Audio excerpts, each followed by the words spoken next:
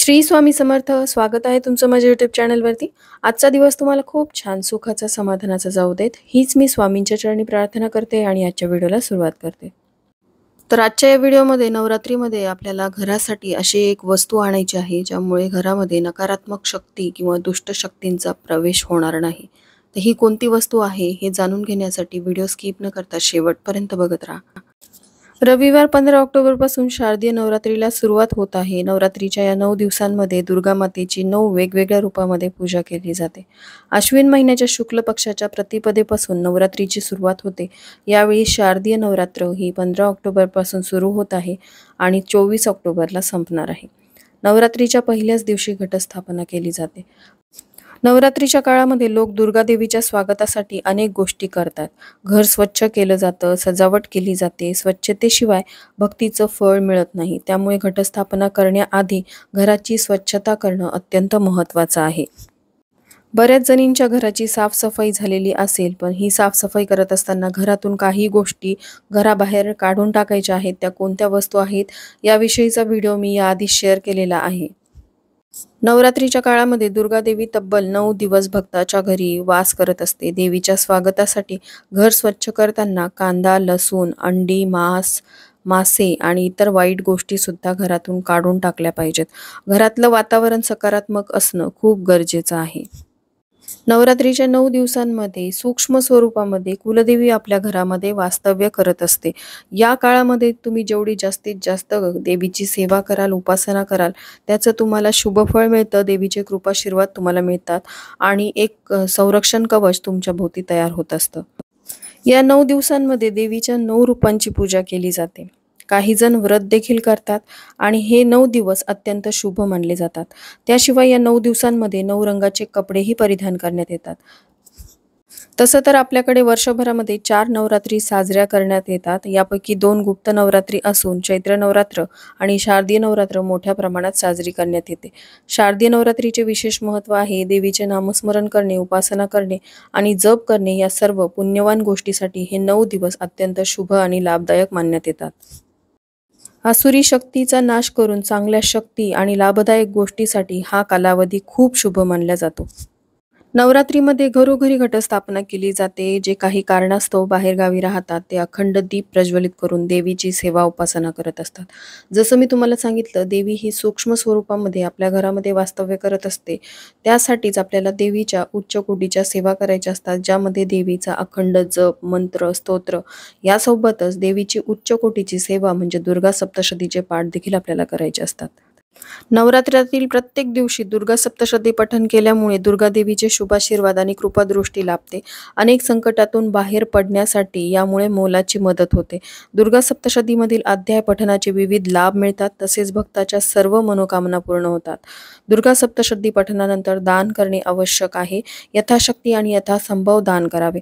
असे केल्याने प्रत्येक ठिकाणी, प्रत्येक टप्प्यावरती देवीचे शुभाशीर्वाद, कृपा, पाठिंबा मिळतो. बऱ्याचदा आपण असं बघतो की आपल्या घरामध्ये सतत वादविवाद होतात. सगळं काही सुरळीत असतं, पण तरी देखील पती-पत्नीचं पटत नाही, मुलांसोबत आपलं पटत नाही किंवा आर्थिक समस्या असतात आणि अशा कारणांचा आपल्या घराला त्रास होतो. याचं कारणच म्हणजे आपल्या घरामध्ये कुलदेवीची सेवा उपासना केली जात नाही. ज्यावेळेस आपण दुर्गा सप्तशतीचं पठण आपल्या घरामध्ये करतो, त्यावेळेस ह्या समस्या दूर व्हायला लागतात आणि त्यासोबतच आर्थिक मधून सुद्धा मुक्तता मिळायला लागते. एवढी ही प्रभावी आणि देवीची उच्च कोटीची सेवा आहे. त्यामुळे तुमच्या घरामध्ये जर नवरात्रीमध्ये दुर्गा सप्तशतीचं पठण केलं जात नसेल, तर नवरात्रीमध्ये तुम्ही दुर्गा सप्तशतीचा हा ग्रंथ आवर्जून खरेदी करायचा आहे आणि यासोबतच मुख्य प्रवेशद्वारासाठी एक वस्तू आणायची आहे, ज्यामुळे नकारात्मक म्हणजेच दुष्ट शक्तींचा प्रवेश आपल्या घरामध्ये होणार नाही. आपल्या घराच्या मुख्य प्रवेशद्वारातूनच सकारात्मक आणि नकारात्मक या दोन्ही गोष्टींचा प्रवेश घरामध्ये होतो आणि त्यासाठी आपण काही साधे सोपे उपाय करत असतो. जसं की मुख्य प्रवेशद्वाराला सतत स्वच्छ करत राहणं, त्यासोबतच घरामध्ये असलेली जाळी जळमटं काढणं, घराचा उंबरठा सुशोभित ठेवणं, त्यावरती हळदीचं लेपन करणं. हळद ही धनाला आकर्षित तर करतेच, पण हळद ही दुष्ट शक्तीला, नकारात्मक गोष्टींना घरामध्ये प्रवेश करू देत नाही. त्यासोबतच घराच्या मुख्य प्रवेशद्वारावरती हळदी कुंकू आणि स्वस्तिक काढणे देखील अतिशय शुभ मानले गेले आहे.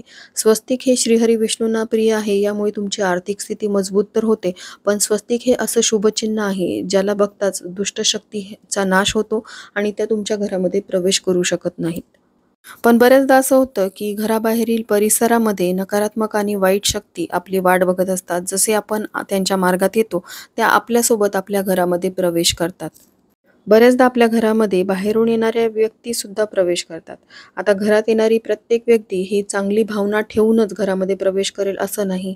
त्यांच्या मनामध्ये अनेक नकारात्मक गोष्टी असतात आणि त्यांच्यासोबत त्या नकारात्मक गोष्टी आपल्या घरामध्ये प्रवेश करतात आणि त्यामुळे सुद्धा आपल्या घरातलं वातावरण बिघडतं, ज्यामध्ये ह्या समस्या आपल्या घरामध्ये जाणवतात.